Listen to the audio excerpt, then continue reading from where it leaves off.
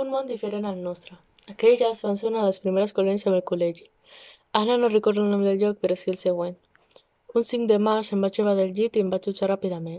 Vaig fer-me l'esmorzar, me'l vaig menjar, em vaig vestir i em vaig raspallar les dents. Després d'això vaig agafar el meu equipatge i entusiasmada em vaig dirigir a la meva escola, el Sant Gabriel.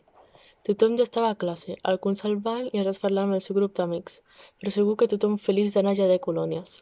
Quan va arribar l'autocar, tots començaven a dir adeu com si fos l'última vegada que els veuríem. Dins de l'autocar tothom va seure amb la seva parella. Alguns parlaven, altres jugaven i jo em vaig posar a dormir. No em vaig despertar fins que vam sortir del vehicle. El primer dia de colònies només vam fer jocs i tot això, però el segon ja em va passar una cosa d'un altre món.